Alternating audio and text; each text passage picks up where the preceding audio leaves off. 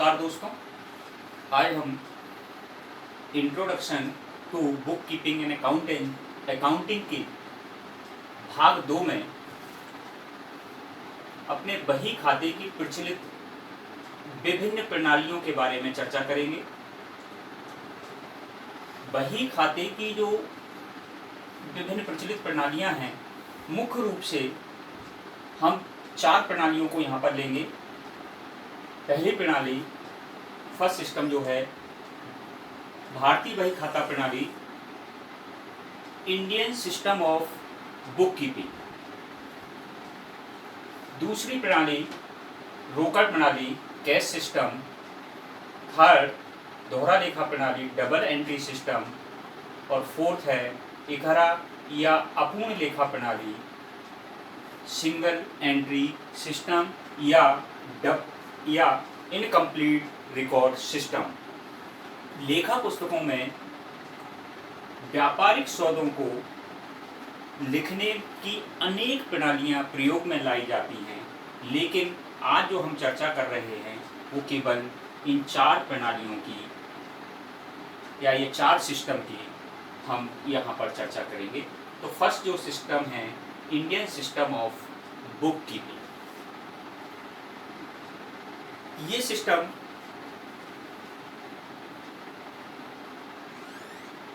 भारत में ही इसका जन्म हुआ और यहाँ पर हम भारत की जो रीजनल लैंग्वेज हैं, क्षेत्रीय भाषाएं हैं, उनमें इनके व्यापारिक सौदों के लेखे रखते हैं। सबसे प्राचीनतम प्रणाली है। इसका वर्णन कौटिल्य के अर्थशास्त्र में भी मिलता है और ये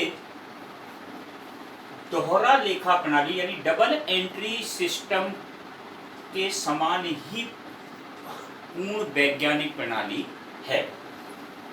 दूसरी प्रणाली की अगर हम बात करते हैं कैश सिस्टम की, तो जो कैश सिस्टम है इसमें हम केवल उन्हीं सौदों का लेखा करते हैं जो नगद लेन देन से संबंधित होते हैं। यहाँ पर अगर हम बात करें तो नॉन प्रॉफिट ऑर्गेनाइजेशन यानी गैर व्यापारिक संस्थाएं जो होती हैं वो कैश सिस्टम को अपनाती हैं। वर्तमान समय में पूरे विश्व में जिस सिस्टम को अपनाया जाता है वो है डबल एंट्री सिस्टम, दोहरा लेखा प्रणाली। इस प्रणाली को हम विस्तृत रूप में अगले भाग में इसका अध्ययन पूरा करेंगे। इस डबल एंट्री सिस्टम में सौदे के 2 रूपों के रूप में उनका लेखा किया जाता है। एक रूप डेबिट और दूसरा रूप या दूसरा पक्ष क्रेडिट होगा। इसको हम बाद में पूरा एक चैप्टर के रूप में हम इसको लेंगे। इसके बाद चौथा जो है इकहरा लेखा प्रणाली, सिंगल एंट्री सिस्टम। यह सिस्टम व्यावसायिक सौदे के कुछ भाग को डबल एंट्री के रूप में एंट्री करता है और कुछ का केवल एक पक्ष की एंट्री करता है। यह अपूर्ण लेखा है, इसलिए इसका नाम जो है इनकम्प्लीट रिकॉर्ड सिस्टम या अपूर्ण लेखा प्रणाली भी कहते हैं। अब इन 4 सिस्टम के बाद अगर हम आते हैं तो लेखांकन के जो आधारभूत पारिभाषिक शब्द यानी बेसिक टर्म इन अकाउंटिंग, यानी बच्चों को जो समझने के लिए इनकी जो पारिभाषिक शब्दावली है वो सबसे ज़्यादा महत्वपूर्ण है। फर्स्ट जो अगर हम लें तो व्यावसायिक सौदे के रूप में बिजनेस ट्रांजैक्शन। बिजनेस ट्रांजैक्शन होता क्या है भाई? किसी वस्तु का हम जो क्रय विक्रय, विनिमय या लेन देन जब हम करते हैं तो हम उसको व्यावसायिक सौदा कहते हैं। दूसरा संपत्तियां, एसेट्स। एसेट्स क्या है भाई? संपत्तियों में वे सब वस्तुएं शामिल की जाती हैं जो स्थायी या अस्थायी रूप से व्यापार को चलाने में सहायक या सहायता करती हैं, उसको हम संपत्ति कहेंगे, एसेट्स कहेंगे। व्यापार, अब व्यापार की परिभाषा अगर हम दें तो व्यापार के रूप में ये कह सकते हैं कि कोई भी काम जो लाभ के लिए किया जाता हो वो व्यापार कहलाता है। चौथे बेसिक कंसेप्ट जो आता है पूंजी। पूंजी उस धनराशि या माल को पूंजी कहा जाता है जिसे व्यवसाय का स्वामी लगाता है। इसी राशि से या इसी धन से वो अपने व्यापार को प्रारंभ करता है, उसे हम पूंजी कहते हैं, कैपिटल कहते हैं। आहरण, ड्राइंग्स। व्यापार का स्वामी अपने निजी उपयोग के लिए अपने व्यवसाय से माल या रोकड़ अपने व्यक्तिगत प्रयोग के लिए निकालता है, तो उसे हम ड्राइंग्स कहेंगे। माल, गुड्स।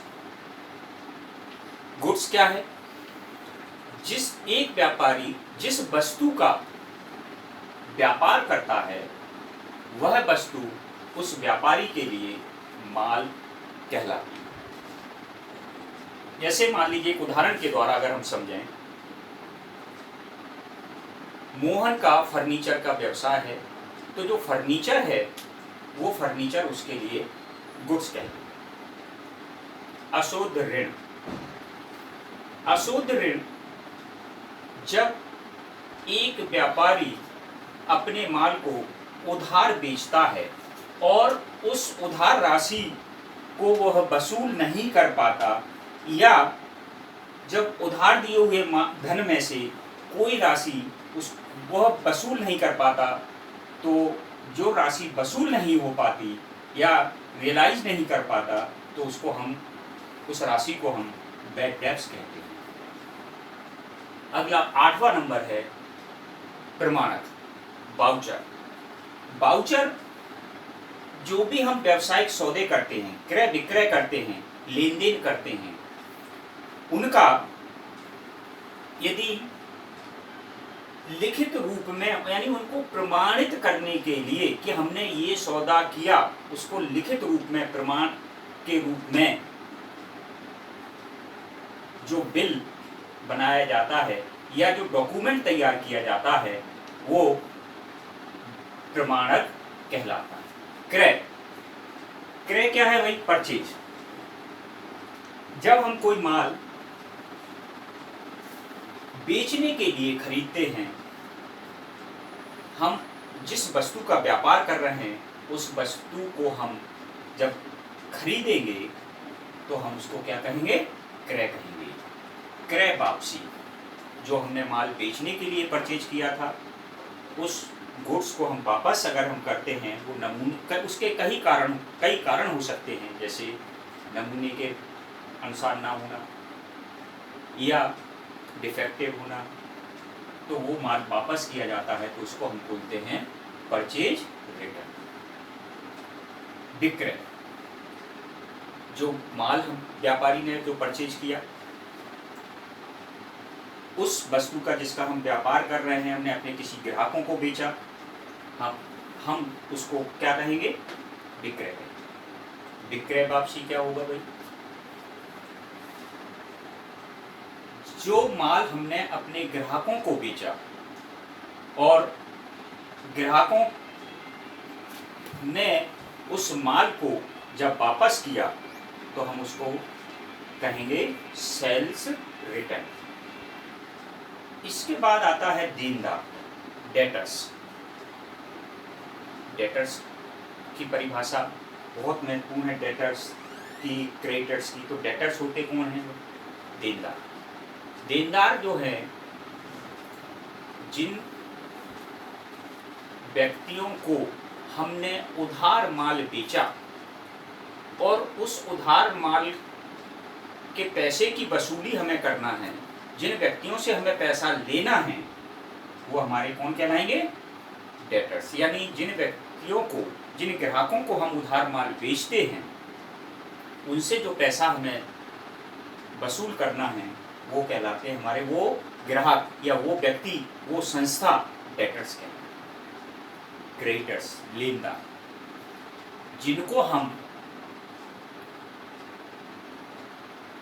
जिनसे हम उधार माल खरीदते हैं, यानी जिन व्यक्तियों को या जिन संस्थाओं को हमें भुगतान करना है वो हमारे क्रेडिटर्स कहलाते हैं। स्टॉक, स्टॉक जो है, जो माल व्यापारी के पास खाते बंद करने की तिथि बिना प्रयोग किए हुए बचता है या बिना बिका हुआ माल हमारा स्टॉक कहलाता है, रहतिया कहलाता है। इसके बाद 16 नंबर पर है जीवित स्टॉक। जीवित स्टॉक यानी लाइव स्टॉक व्यापार में जो पशु, घोड़े और बैल आदि संपत्ति की तरह प्रयोग में किए जाते हैं उनको हम लाइव स्टॉक कहते हैं। इसके बाद कटौती, डिस्काउंट। डिस्काउंट में जब एक व्यापारी अपने ग्राहक को जो माल बेच रहा है, जिस मूल्य पर वो उसने बेचा उस मूल्य में कुछ रियायत देता है, यानी उसको कुछ कम मूल्य पर बेचा जाता है, तो जितना उसने कम मूल्य पर माल को बेचा वो डिस्काउंट कहलाता है, कटौती कहलाता है। इस कटौती को अभी हम विस्तृत रूप में और समझेंगे। इसके दो भाग होते हैं, ट्रेड डिस्काउंट, व्यापारिक बट्टा या कटौती, कैश डिस्काउंट, नगद बट्टा, और आखिरी अगर हम यहां पर समझें तो अकाउंट, खाते। इस खाते जिस किसी व्यापारी को हमने माल बेचा, किसी ग्राहक को जब माल बेचा, किसी संस्था को माल बेचा, उन व्यक्तियों या संस्थाओं के जो लेखे जिस बुक में किए जाते हैं या जिस जगह पर किए जाते हैं उस व्यक्ति का वो खाता कहलाता है। इसको अब हम विस्तृत रूप में समझेंगे। अकाउंट्स को यहाँ पर हम 2 टाइप्स में डिवाइड करेंगे, 2 भागों में विभाजित करते हैं। पर्सनल अकाउंट यानी व्यक्तिगत खाता, इम्पर्सनल अकाउंट अव्यक्तिगत खाता। पर्सनल अकाउंट को भी हम 3 टाइप्स में डिवाइड करेंगे। वास्तविक व्यक्तियों के खाते यानी नेचुरल पर्सनल अकाउंट। वास्तविक व्यक्तियों के खाते से मतलब क्या है? जो वास्तव में व्यक्ति हैं, जीवित व्यक्ति जो हैं। इसके एग्जाम्पल के रूप में हम ले सकते हैं किन्हीं भी व्यक्तियों के नाम, राम है, मोहन है, अशोक है, जो व्यक्ति हैं वो नेचुरल पर्सनल अकाउंट के टाइप्स में आएंगे। अगला भाग है इसका आर्टिफिशियल पर्सनल अकाउंट, कृत्रिम व्यक्तियों के खाते। अब बात आती है भाई आर्टिफिशियल होता क्या है?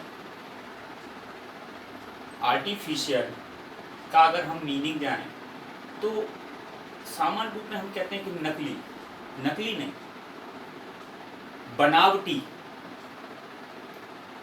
मैं इसका एक बिल्कुल सिंपल सा एग्जांपल आप लोगों को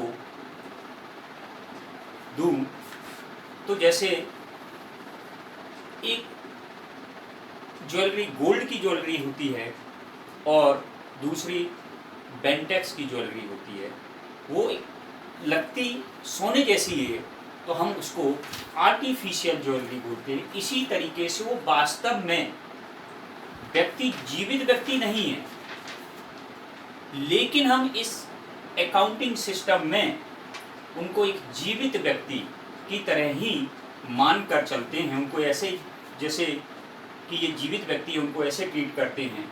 अब हम इसके एग्जाम्पल अगर ले लें तो स्टेट बैंक ऑफ इंडिया एक इंस्टीट्यूशन है, उसी भी बैंक का नाम बजाज कंपनी लिमिटेड। मैंने एक सिंपल रूप में मैंने एक लिख दिया नेम ऑफ एनी इंस्टीट्यूशन। किसी भी संस्था का नाम, स्कूल, कॉलेज, ये सभी आपके आर्टिफिशियल पर्सनल अकाउंट के पार्ट्स में आएंगे, यानी कृत्रिम व्यक्ति कहलाते हैं। तीसरा पार्ट है प्रतिनिधित्व करने वाले व्यक्तिगत खाते। Representative personal account. रिप्रेजेंटेटिव का मीन्स क्या है? मैं आपको एक एग्जांपल से आपको इस चीज को समझाऊं। जैसे अपने स्कूल के स्टूडेंट कहीं स्पोर्ट्स या कल्चरल एक्टिविटी में पार्टिसिपेट करने जाते हैं, या हम ये कहें भारत की क्रिकेट टीम जब किसी अन्य देश में खेलने जाती है तो वो इंडिया का रिप्रेजेंटेट करते हैं। ऐसे ही वो छात्र जो हमारे स्कूल से खेलने गए या किसी कल्चरल प्रोग्राम में पार्टिसिपेट करने गए तो वो हमारे स्कूल का रिप्रेजेंटेटिव करते हैं। तो इसमें यहाँ पर उनका नाम हम देते हैं प्रतिनिधित्व करने वाले व्यक्तिगत खाते। अब ऐसे इसमें कौन से खाते होंगे, उनका एग्जाम्पल के रूप में अगर मैं कहूँ तो कैपिटल अकाउंट, ये पूंजी जो खाता है, capital account representative personal account, drawings account, outstanding expenses और प्रीपेड एक्सपेंसेस, इनके बारे में हम और डिटेल में आगे चर्चा करेंगे। तो इस तरीके से हमने देखा कि भाई ये 3 टाइप्स हो गए, natural person, artificial person, representative personal. इन तीनों को मिला के हमारा जो अकाउंट बनता है वो पर्सनल अकाउंट का टाइप्स बन जाएगा। इसके एग्जाम्पल शायद आपको बहुत अच्छे तरीके से समझ में आ गए होंगे। नेचुरल पर्सन में Ram, Mohan, Ashok. Artificial personal account में आपके किसी भी इंस्टीट्यूशन का नाम, स्कूल का नाम, कॉलेज का नाम। रिप्रेजेंटेटिव में आपको ये एग्जाम्पल मैंने कैपिटल है, ड्राइंग्स है, इस तरीके ETC ये एग्जाम्पल। अब आप आइए इम्पर्सनल अकाउंट पर। इम्पर्सनल अकाउंट को भी हम 2 टाइप्स में डिवाइड करेंगे, real account and nominal account. Real account यानी वास्तविक खाता, नॉमिनल अकाउंट अवास्तविक खाता या नाम मात्र का खाता कहलाता है। रियल अकाउंट को भी हम 2 भागों में अगर डिवाइड करें, 2 टाइप्स में डिवाइड करें तो एक वस्तुगत खाते गुड्स अकाउंट और संपत्तिगत खाते एसेट्स अकाउंट। अब आप ये देखिए, गुड्स माल, उसका हम डेफिनेशन पहले पढ़ चुके हैं।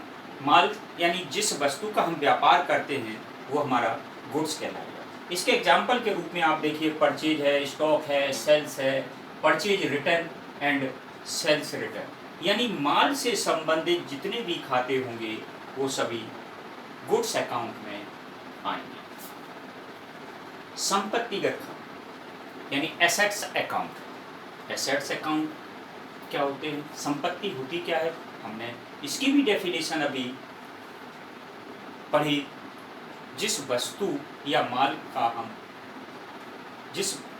जो वस्तु हमारे व्यापार को चलाने में सहायक होती हैं उसको हम एसेट्स कहते हैं। इसको जब हम 2 टाइप्स में डिवाइड करेंगे, एक टेंजिबल एसेट्स, मूर्तमान संपत्ति, इनटेंजिबल एसेट्स, अमूर्तमान संपत्ति। टेंजिबल एसेट्स क्या होती है? वो एसेट्स जिसका सर्टेन फिजिकल एक्सिस्टेंस होता हो और जिसको हम टच करके देख सकते हो, जिसको टच किया जा सकता हो, वो हमारी टेंजिबल एसेट्स कहलाती है। यानी वह वस्तु जिसका निश्चित भौतिक स्वरूप हो और जिसको हम छू कर देख सकते हो वो हमारा टेंजिबल एसेट्स कहलाएगा। अब इसके एग्जाम्पल आप देखिए, कैश। कैश जैसे हम 500 का नोट है, 2000 का नोट है, 100 का नोट है, आप उनका एक निश्चित कलर, निश्चित साइज होगा, यानी उसका एक सर्टेन फिजिकल एक्सिस्टेंस है। ये हम ब्लैक बोर्ड अगर देखते हैं, वाइट बोर्ड देखें, एक टेबल देखें, उस टेबल को हम टच करके देख सकते हैं।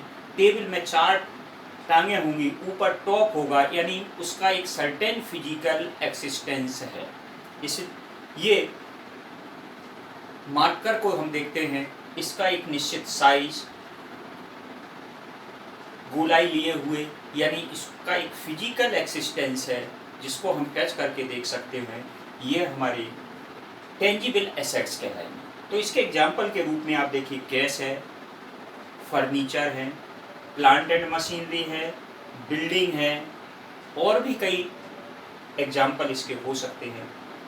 तो यानी वो एसेट्स जिसका निश्चित भौतिक स्वरूप होता हो और जिसको हम छू कर देख सकते हो, वो टेंजिबल एसेट्स कहलाते हैं। Intangible assets,